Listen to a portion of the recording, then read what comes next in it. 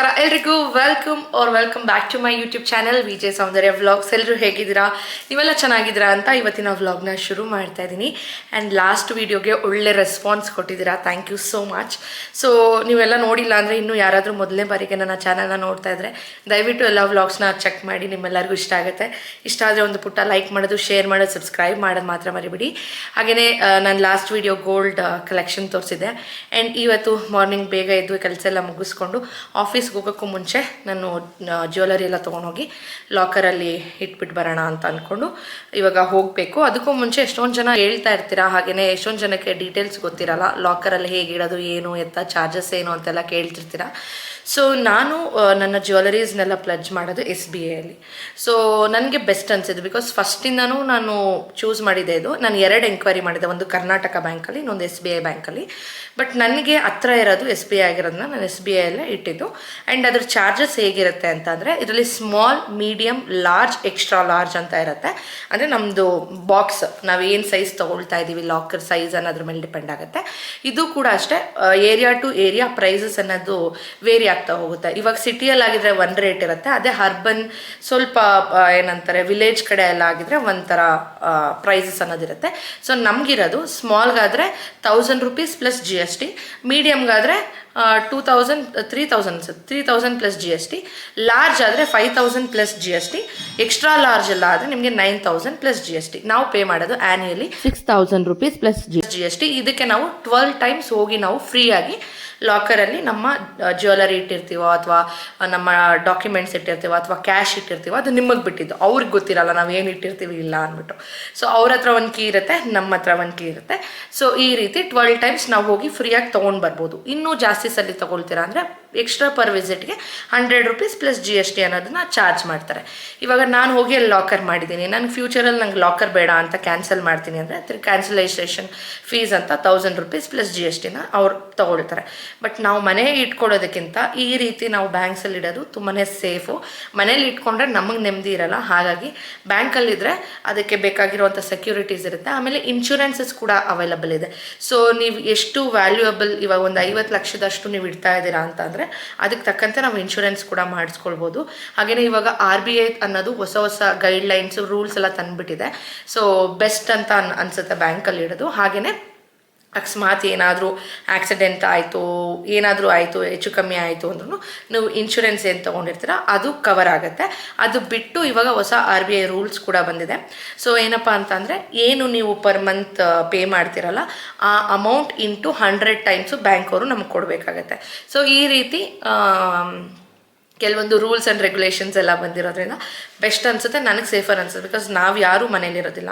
ಆಮೇಲೆ ಮನೇಲಿ ಇಟ್ಕೊಂಡ್ರು ನಮ್ಗೆ ನೆಮ್ಮದಿನೇ ಇರೋದಿಲ್ಲ. ನನಗೆ ಈ 4-5 ದಿವಸದಿಂದನೂ ನೆಮ್ಮದಿನೇ ಇರಲಿಲ್ಲ. ಅಯ್ಯೋ ಯಾರು ಬರ್ತಾರೆ ಆ ಥರದ್ದೆಲ್ಲ ಮೈಂಡ್ ಸೆಟ್ಟಿಗೆ ಬರ್ತಿರುತ್ತೆ. ಇವಾಗ ಹೋಗಿಟ್ಬಿಟ್ರೆ ನಾನು ಫ್ರೀ, ನಂದು ಜ್ಯುವೆಲರೀಸ್ ಎಲ್ಲನೂ ಸೆಕ್ಯೂರ್ ಅಂತ. ಸೊ ಹಾಗಾಗಿ ಇವಾಗ ಹೋಗ್ಬಿಟ್ಟು ಬ್ಯಾಂಕ್ ಒಳಗಡೆ ಎಲ್ಲ ನಾನು ತೊಗೊಳಕ್ಕಾಗಲ್ಲ. ಚಿಕ್ಕ ಪುಟ್ಟ ಕ್ಲಿಪ್ಪಿಂಗ್ಸ್ ಏನಾದ್ರು ತೊಗೊಳ್ತೀನಿ ಅಷ್ಟೇ.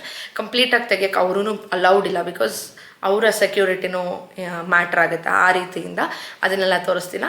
ಸೊ ಈ ಚಿಕ್ಕ ಇನ್ಫಾರ್ಮೇಷನ್ ನಿಮಗೂ ಹೆಲ್ಪ್ ಆಗುತ್ತೆ ಅನಿಸುತ್ತೆ. ನೀವು ಏನು ಬೇಕಾದರೂ ಇಡ್ಬೋದು, ನೀವು ಜ್ಯುವೆಲರಿ ಇಡ್ಬೋದು, ನೀವು ನಿಮ್ಮ ಡಾಕ್ಯುಮೆಂಟ್ಸ್, ಇಂಪಾರ್ಟೆಂಟ್ ಡಾಕ್ಯುಮೆಂಟ್ಸ್ ಅನ್ನೋದನ್ನು ಇಡ್ಬೋದು. ಅದು ಬಿಟ್ಟು ಕ್ಯಾಶ್ ಇಡ್ತೀರಾ ಅಂದ್ರೂ ಕೂಡ ಇಡ್ಬೋದು. ಸೊ ನಿಮಗೆ ಗೋಲ್ಡ್ ಬಾರ್, ಸಿಲ್ವರ್ ಇಡ್ತೀರಾ ಅನ್ನೋರು ಕೂಡ ಇಡ್ಬೋದು. ಮೀಡಿಯಮ್ 2 ತೊಗೊಂಡ್ಬಿಟ್ರೆ, ಸೊ ಒಂದ್ರಲ್ಲಿ ಸಿಲ್ವರ್, ಒಂದ್ರಲ್ಲಿ ಅದು ಡಿವೈಡ್ ಮಾಡಿಕೊಂಡು ಇಡ್ಬೋದು. ಆ ಥರನೂ ಯೋಚನೆ ಮಾಡಿ ಇಡಿ, ಓಕೆನಾ? ಹಾಗಾಗಿ ಇವಾಗ ನಾನು ಹೋಗ್ತಾ ಇದ್ದೀನಿ ಬ್ಯಾಂಕ್ ಹತ್ರ. ಹೋಗಿ ಕೀ ಒಂದು ನಮ್ಮ ಹತ್ರ ಇರುತ್ತಲ್ಲ, ಸೊ ನಾವು ತೊಗೊಂಡು ಹೋಗಬೇಕು. ಹೋಗಿ ಇಟ್ಬಿಟ್ಟು ನಾನು ಅಲ್ಲಿಂದ ಹಂಗೆ ಸೈಡ್ಗೆ ಹೋಗಬೇಕು. ಸ್ವಲ್ಪ ಕೆಲಸ ಇದೆ. ವ್ಲಾಗ್ನ ಕಂಟಿನ್ಯೂ ಮಾಡ್ತೀನಿ, ನೋಡಿ. ನಿಮ್ಗೆ ಇಷ್ಟ ಆಗಿದ್ರೆ ಒಂದು ಪುಟ್ಟ ಲೈಕ್ ಮಾಡೋದು, ಶೇರ್ ಮಾಡೋದು, ಸಬ್ಸ್ಕ್ರೈಬ್ ಮಾಡೋದು ಮಾತ್ರ ಮರಿಬೇಡಿ. ಬ್ಯಾಂಕ್ ಹತ್ರ ಒಂದು ½ ಆನ್ ಅವರ್ ಆಯಿತು. ಅಲ್ಲಿಂದ ತಿರ್ಗಾ ನಾನು ಹೊರಟಿದ್ದು ಸರ್ಜಾಪುರ ಪ್ರೆಸ್ಟೀಜ್ ಸಿಟಿಗೆ. ಸೊ ಈ ಪ್ರೆಸ್ಟೀಜ್ ಸಿಟಿ ಅಂತೂ ಎಷ್ಟು ಚೆನ್ನಾಗಿದೆ ಅಂದರೆ, ಒಂದು ಸಪ್ರೇಟ್ ಊರು ಥರನೇ ಇದೆ ಪ್ರೆಸ್ಟೀಜ್ ಸಿಟಿ. ಎಷ್ಟು ಎಕರ್ಸಲ್ಲಿ ಇವ್ರು ಮಾಡಿರೋದು. ಫಸ್ಟೆಲ್ಲ ಅಪಾರ್ಟ್ಮೆಂಟ್ಸ್ ಬರುತ್ತೆ. ನನ್ನ ಪ್ರಕಾರ ಈ ಥರ ಟವರ್ಸ್ ಏನಿಲ್ಲ ಅಂದರೂ ಒಂದು 20 ಟವರ್ಸ್ ಇದ್ದಾವೆ. ಅದಾದಮೇಲೆ ಪ್ರೈವೇಟ್ ವಿಲ್ಲಾಸ್ ಇದ್ದಾವೆ. ಅದಾದಮೇಲೆ ಬ್ಯಾಕ್ ಸೈಡಲ್ಲಿ ಪ್ಲಾಟ್ಸ್, ಇಂಡಿವಿಜುವಲ್ ಪ್ಲಾಟ್ಸ್ ಇರೋದು. ನಾವು ಪ್ಲಾಟ್ಸಲ್ಲೇ 2 ಪ್ರಾಜೆಕ್ಟ್ ಮಾಡ್ತಾಯಿದ್ದೀನಿ. ಒಂದು ದೊಡ್ಡ ಪ್ರಾಜೆಕ್ಟು, ಇನ್ನೊಂದು 30-50 ಪ್ರಾಜೆಕ್ಟು. ಮೇ ಬಿ ನಾವು ಲಾಸ್ಟ್ ನವೆಂಬರಲ್ಲಿ ಶುರು ಮಾಡಿದ್ದು ಅನಿಸುತ್ತೆ 30-50 ಸೈಟಲ್ಲಿ. ಇನ್ನೊಂದು 3-4 ಮಂತ್ಸಲ್ಲಿ ರೆಡಿ ಆಗೋಗುತ್ತೆ. ಹಂಗನ್ಬಿಟ್ಟು ನಾವು ಕಾಂಪ್ರಮೈಸ್ ಆಗ್ತೀವಿ ಕ್ವಾಲಿಟಿಯಲ್ಲಿ ಅಂದರೆ ಯಾವತ್ತೂ ನಾವು ಕಾಂಪ್ರಮೈಸ್ ಆಗೋದೇ ಇಲ್ಲ. ನಾವು ಕೊಟ್ಟಿದ್ದ ಟೈಮ್ಗಿಂತ ಇವಾಗ 2 ಮಂತ್ಸ್ ಜಾಸ್ತಿನೇ ಆಗಿದೆ. ಬಿಕಾಸ್ ನಮ್ಮ ವರ್ಕ್ ಹಂಗೆ ಇರುತ್ತೆ, ಕ್ವಾಲಿಟಿನೂ ಹಂಗೆ ಇರುತ್ತೆ. ಇಲ್ಲೆಲ್ಲ ಇನ್ನೂ ಕನ್ಸ್ಟ್ರಕ್ಷನ್ ನಡೀತು ಟಕ ಟಕ ಟಕ ಅಂತ ಆಗೋಗುತ್ತೆ. ಬಟ್ ಇಲ್ಲಿ ಏನಂದರೆ ನೈಟ್ ಹೊತ್ತು ವರ್ಕ್ ಮಾಡ್ತಾರೆ. ಬಟ್ ನಮಗೆ ಲೇಔಟ್ ಒಳಗಡೆ ಮಾರ್ನಿಂಗ್ 9 o'clock ಮೇಲೇ ವರ್ಕ್ ಶುರು ಮಾಡಬೇಕು. ಈವ್ನಿಂಗ್ 5ಗೆಲ್ಲ ಸ್ಟಾಪ್ ಮಾಡಬೇಕು. ಯಾರೂ ಸ್ಟೇ ಮಾಡೋ ಥರ ಇರೋದಿಲ್ಲ. ಒಂದು ಲೇಬರ್ ಅಷ್ಟೇ ಸೈಟಲ್ಲಿ ಇರಬೇಕಾಗುತ್ತೆ. ಸೊ ಪ್ರತಿಯೊಂದು ನೀರು ತರಬೇಕು ಅಂದ್ರೂ ಒಂದು 5 ಕಿಲೋಮೀಟ್ರ್ ಆಚೆ ಹೋಗಬೇಕು. ಈ ರೀತಿ ಇರುತ್ತೆ. ಇವಾಗ ನೀವು ನೋಡ್ತಿರ್ತೀರ ಬಿಲ್ಡಿಂಗ್ಸ್ ಅಕ್ಕಪಕ್ಕ ಎಲ್ಲ. ಸೊ ಈ ಬಿಲ್ಡಿಂಗ್ ಕ್ವಾಲಿಟಿ ಮತ್ತು ಇವಾಗ ನಮ್ಮದು ತೋರಿಸ್ತೀನಿ ನೋಡಿ. ಇದು ಪ್ಲಾಸ್ಟ್ರಿಂಗ್ ಕ್ವಾಲಿಟಿ ಎಲ್ಲ ಹೇಗಿದೆ, ನಾವು ಮಾಡೋವಂಥ ಪ್ಲಾಸ್ಟ್ರಿಂಗ್ ಕ್ವಾಲಿಟಿ ಹೇಗಿದೆ. ಇವರು ಆಲ್ರೆಡಿ ನಾವು ಸ್ಟಾರ್ಟ್ ಮಾಡಿದ ಟೈಮಲ್ಲಿ ಮಾಡಿದವರೆಲ್ಲ ಆಲ್ರೆಡಿ ಆಕ್ಯುಪೈ ಆಗಿಬಿಟ್ಟಿದ್ದಾರೆ. ಬಿಕಾಸ್ ನಮ್ಮದು ಸ್ಟ್ಯಾಂಡರ್ಡ್ ಕ್ಯೂರಿಂಗ್ಸ್ ಹೆಂಗಿರುತ್ತೆ ಅದು ಮಾಡೇ ಮಾಡ್ತೀವಿ. ಆಮೇಲೆ ನಾವು ಸ್ಟ್ಯಾಂಡರ್ಡ್ಸ್ ಏನು ಮೇಂಟೈನ್ ಮಾಡಬೇಕು ಅದು ಮಾಡೇ ಮಾಡ್ತೀವಿ. ಸೊ ನಮ್ಮ ಬಿಲ್ಡಿಂಗ್ದು ನೀವು ನೋಡ್ಬೋದು, ಕ್ವಾಲಿಟಿ ನೋಡಿದ್ರೇ ಅರ್ಥ ಆಗುತ್ತೆ. ಸೊ ಯಾವತ್ತೂ ನಾವು ಕಾಂಪ್ರಮೈಸೇ ಆಗೋದಿಲ್ಲ, ಇದೊಂದು ಹೇಳಬೇಕು ಅಂದ್ಕೊಂಡೆ. ಅದಾದಮೇಲೆ ಬನ್ನಿ ಇವಾಗ ರಾಕ್ ಕ್ಲಿಪ್ಪಿಂಗ್ಸ್ನ ನಿಮ್ಮ ಜೊತೆ ಶೇರ್ ಮಾಡ್ತೀನಿ. ಇದು ಬಂದು ಕಂಪ್ಲೀಟ್ ಕ್ಲಾಸಿಕಲ್ ಥೀಮಲ್ಲಿ ಬೇಕು ಅಂತ ಕ್ಲೈಂಟ್ ಕೇಳಿರೋದ್ರಿಂದ ಕಾರ್ನಿಸ್ ವರ್ಕ್ ಅಂತ ನಾವು ಮಾಡ್ತೀವಿ. ಇವಾಗ ಮುಂದೆಗಡೆ ನೀವೇನು ನೋಡ್ತಿದ್ದೀರಾ ಆ ಲೈನ್ಸ್ ಆಗಲಿ, ಆಮೇಲೆ ಆ ಕಾರ್ನಿಸ್ ಇದೆಲ್ಲ ಹ್ಯಾಂಡಲ್ ಮಾಡೋ ಅಂಥದ್ದು. ಇವಾಗ ಏನೋ ಟ್ರೆಂಡ್ ಅಂದರೆ POP ಥರ ತೊಗೊಬಂದು ಮೆತ್ಬಿಡ್ತಾರೆ, ಆಗೋಯ್ತು. ಒಂದು 10 years ಆದಮೇಲೆ ಉದುರೋಗುತ್ತೆ. ಇದು ಹಂಗಲ್ಲ, ಹ್ಯಾಂಡಲ್ ಮಾಡಿರೋದು ಪ್ರತಿಯೊಂದು ಡೀಟೇಲಿಂಗು ಇದು ಹ್ಯಾಂಡಲ್ಲೇ ಮಾಡಿಸೋ ಅಂಥದ್ದು ನಾವು. ಸೊ ಇನ್ಮೇಲೆ ಬರೋವಂಥ ವೀಡಿಯೋಸಲ್ಲಿ ಯಾರು ಹೊಸ ಮನೆ ಕಟ್ಟಬೇಕು ಅಂದ್ಕೊಂಡಿದ್ದೀರಾ ಅಥವಾ ಕಟ್ತಾ ಇದ್ದೀರಾ, ನಿಮ್ಮೆಲ್ಲರಿಗೂ ನನ್ನ ಡೈಲಿ ವ್ಲಾಗ್ಸ್ ಕಂಟಿನ್ಯೂಸ್ ಆಗಿ ನೋಡಿ. ಎಲ್ಲ ವೀಡಿಯೋಸಲ್ಲೂ ಏನಾದರೂ ಒಂದು ಇನ್ಫಾರ್ಮೇಷನ್ನ ನಿಮ್ಮ ಜೊತೆ ಶೇರ್ ಮಾಡಿರ್ತೀನಿ. ಇವಾಗ ಆದಷ್ಟು ರಾಕ್ ಕ್ಲಿಪ್ಪಿಂಗ್ಸ್ನ ಹಾಕ್ತೀನಿ, ನೋಡ್ಕೊಂಡು ಬಂದಮೇಲೆ ನಾನು ನಿಮಗೆ ಎಕ್ಸ್ಪ್ಲೈನ್ ಮಾಡ್ತೀನಿ. ಓಕೆನಾ? ಪ್ರಸಾದಣ್ಣ, ಹಾರ್ಡ್ವೇರ್ ಹತ್ರ ಹೋಗಿದ್ರಾ? ನಮಸ್ತೆ. ಹೇಳಿದಾರಾ? ರಿವೈಸ್ ಮಾಡ್ಬಿಟ್ಟು ಕಳ್ಸಕ್ಕೆ ಹೇಳಿ.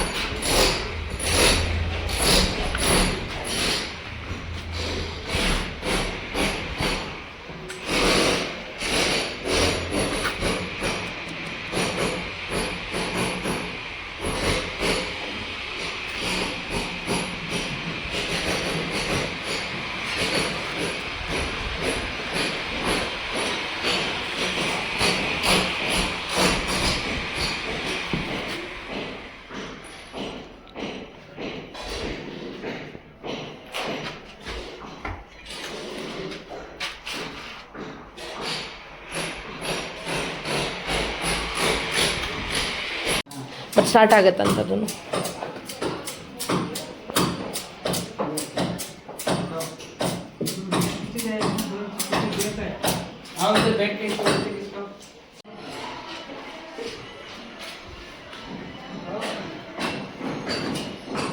ಈ ಸೈಡ್ದೆಲ್ಲ ಮುಗಿಸ್ಕೊಂಡು ಅಲ್ಲೇ ಪಕ್ಕದಲ್ಲೇ ಇನ್ನೊಂದು ಸೈಟ್ ಇದೆ, ಅಲ್ಲಿ ಮುಗಿಸ್ಕೊಂಡು ಅಲ್ಲಿಂದ ಅತ್ತಿಬೆಲೆಗೆ ಹೋಗಿ ಅತ್ತಿಬೆಲೆ ಸೈಡ್ದೆಲ್ಲ ಮುಗಿಸ್ಕೊಂಡು ಊಟ ಮಾಡಿಕೊಂಡು ಮನೆಗೆ ಬಂದೆ. ಬೆಳಗ್ಗೆ ಎದುವಿರ್ದು ಒಂದು ಚಿಕ್ಕ ಕ್ಲಿಪ್ಪಿಂಗ್ ಇದೆ, ಹಾಕ್ತೀನಿ ನೋಡಿ, ಎಂಜಾಯ್ ಮಾಡಿ. ಎದುವಿ, ಓಯ್ ಗುಂಡು ಬಾಸ್, ನ್ಯಾಷನಲ್ ಅನಿಮಲ್ ಯಾವ್ದು ಹೇಳು? National flower? Lotus. National bird? Peacock. National fruit? Mango. National anthem ಬರ್ದವ್ರು ಯಾರು? ರವೀಂದ್ರನಾಥ ಟ್ಯಾಗೂರ್. Very good. ರೆಡಿನಾ ಸ್ಕೂಲ್ಗೆ? ಬಾಯ್. ನಾನು ಮನೆಗೆ ಬರೋ ವರ್ಷದಲ್ಲಿ 7:15 ಏನೋ ಆಗಿತ್ತು. ಸೊ ಬರೋ ವರ್ಷದಲ್ಲಿ ನಮ್ಮ ಅತ್ತೆ ಏನೋ ಮಾಡ್ತಾ ಇದ್ದಾರೆ ಅಂತ ನೋಡ್ತಾ ಇದ್ದೆ. ಇದು ಬಂದು ಚಿಕನ್ ಕಟ್ಲೆಟ್ ಥರ ಮಾಡ್ತಿದ್ರು, ಬ್ರೆಡ್ ಎಲ್ಲ ಹಾಕಿ ಚೆನ್ನಾಗಿತ್ತು. ನಾನು ಬರೋ ವರ್ಷಲ್ಲೇ ಮ್ಯಾರಿನೇಟ್ ಎಲ್ಲ ಮಾಡಿಬಿಟ್ಟಿದ್ರು, ಹಾಗಾಗಿ ರೆಸಿಪಿನ ತೋರ್ಸೋಕ್ಕಾಗಿಲ್ಲ. ಸಿಕ್ಕಾಪಟ್ಟೆ ಚೆನ್ನಾಗಿತ್ತು. ಚಿಕ್ಕ ಮಕ್ಕಳಿಗೆ ಸ್ನ್ಯಾಕ್ಸ್ ಥರ ಎಲ್ಲ ಕೊಡೋಕ್ಕೆ ಹೆಲ್ದಿ.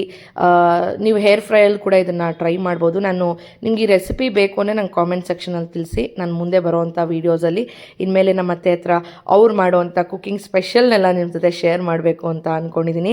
ಸೊ ನಂಗೆ ತಟ್ಟೆಗೆ ನಮ್ಮ ಮತ್ತೆ ಹಾಕ್ಕೊಡೋ ಅಷ್ಟರಲ್ಲಿ ರೂಪೇಶ್ ಕೂಡ ಆಫೀಸಿಂದ ಬಂದರು. ನೋಡಿ, ಬ್ಲ್ಯಾಕಲ್ಲಿ ಫುಲ್ ಹ್ಯಾಂಡ್ಸಮ್ ಆಗಿ ಕಾಣ್ತಾ ಇದ್ದಾರೆ. ಸೊ ಇದೆಲ್ಲ ಮುಗಿಸ್ಕೊಂಡು ನಾವು ಊಟ ಮಾಡಿ ಮಲ್ಕೊಂಡ್ವಿ. ನಮ್ಮ ಅತ್ತೆ ಮಾಡಿರೋ ಚಿಕನ್ ಕಟ್ಲೆಟ್. తింటువా వద్దా తిను బాగుందా లేదా చెప్పు. బాగుందా? నైస్. అన్నం పెట్టినాను తిను తిను అన్నం పెట్టినాను అన్నం.